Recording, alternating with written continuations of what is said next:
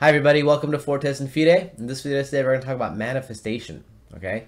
What is manifestation? Well, manifestation, it's a kind of a new age kind of spirituality where you visualize in your mind what you want to happen, perhaps you even write it down, and you almost meditate the future before your eyes, right? You're thinking about the future, you're obsessing over it, and you are trying to align yourself with the universe to give you the ability to make this happen, right? Now, I'm telling you guys this from experience. I did manifestation practice. I did it for several years. I did it, especially when I was first moving out of my hometown, living in a new area, deciding to start a business.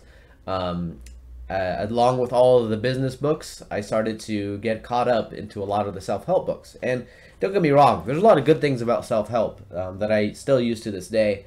But one of the things that was really dangerous, that really caused a lot of anxiety and pain in my life, was the idea of manifestation, right? Now, one of the things that people would tell me, and it's funny because I remember this now as I was reflecting upon when I was doing it. I remember I went to a Bible study many years ago while I was in the midst of it. And this woman who was teaching the class, she said something like, there's so many people who want to find meaning in life and they want to find purpose, and they usually litter themselves with like a bunch of self-help books, right? But those self-help books they don't have any meaning to them. They're very hollow. They don't get you very far, right?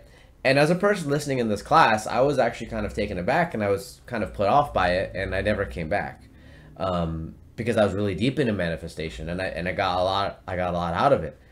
However, why is it so dangerous? Well, think about how Satan tempted Eve, right? What did Satan tempt Eve with? Well, he said, if you eat this fruit, you will have eternal life. You will be like gods, right? Did God really tell you can't have this fruit, right?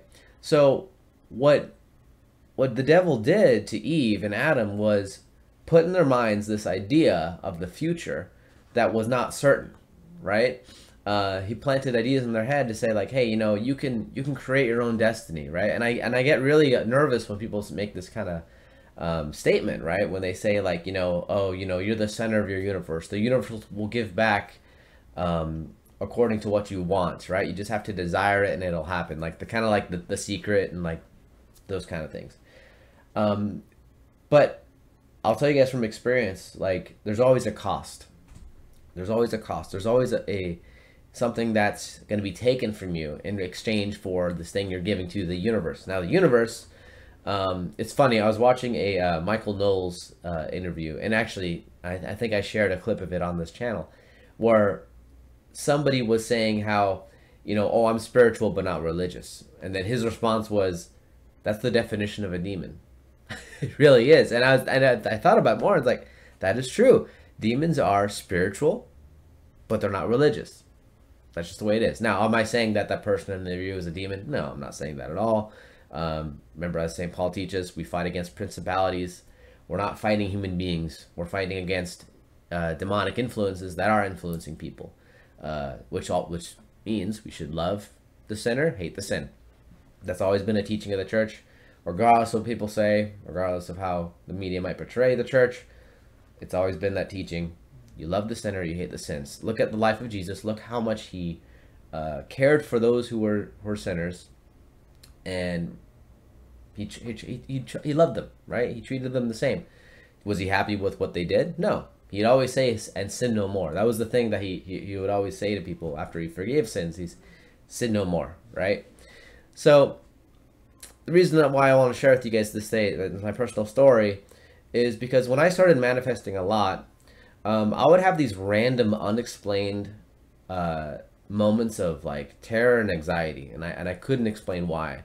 Like I would just break down crying and not sure why it was going on. I was very confused. I had a lot of things going for me. I had a good job. I accomplished the goals I wanted to accomplish. Yet for some reason I felt really hollow. And one of the things that I was doing is I was just pushing God out of my life so much that I started to think of myself as my own God, right? Now, I know people think that's ridiculous, but it's true. That's where I would deny it. I wouldn't use the same language, but I was treating myself in that way. I was treating myself that, every situation in my life was in complete control, right? Now, don't get me wrong. Being responsible for the actions you take is healthy, but making yourself the sole, just ultimate ruler of the universe, where everything you do is technically your fault, is not a healthy way to live, right? Because look at the book of Job.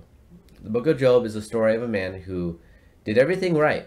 He did everything right in the sight of God, and then suddenly all that was taken away from him. Now, did he deserve that? No, he didn't deserve it. It just happened, right? And still, even in the end, Job still relied on God. He was a test of the devil, right? So we can't look at human suffering and say, oh, that's the universe punishing you, or that's karma, right? As Christians, we don't believe that. We don't believe in karma. That's not a thing that we believe. So I just want to advise anyone, if you're thinking about a manifestation and you want something like it, do Christian meditation. Christian meditation, okay? If you don't know how to do that, comment down below. I'll send you some resources, some free resources that you can use.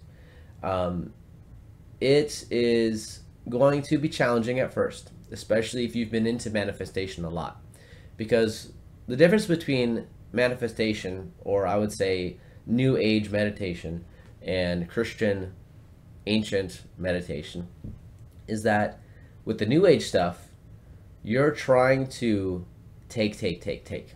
That's really what you're doing. You're trying to take. Whereas in the old rite, the original, before it got hijacked by the New Age movement of meditation, it was opening yourself up to receive God, right? Now, the more you align yourself to God's will, the more happy you're going to be, right? Now, I know I say that and people say, well, Jesus went to the cross. Like, yeah, but guess what? What came after the cross? The resurrection, right? The devil's going to do this. He's going to promise you things that are temporary satisfaction. That's really what he does, right? It's kind of like giving you a candy, right? And maybe the wrapper on the outside says Snickers, and then you open it up and it's crap, right? That's literally what the devil does. But what God does is that he does the opposite. You have the things that are hard first, and then in the end of it, you get something great. And that's really the struggle of life, and that's really how the Christian spirituality life is. You're going to struggle for things, but then good is going to come out of it, right? And then there's going to be more struggle that you come out of it, right? And it's a constant lesson in teaching you patience, teaching you humility, teaching you virtue, and that's what God can do for us. So, hope you guys are great for your day. If you guys like this video, give it a thumbs up. If you guys like the content of my channel, make sure you guys subscribe. Hope you guys are great for your day. I'll see you all next time.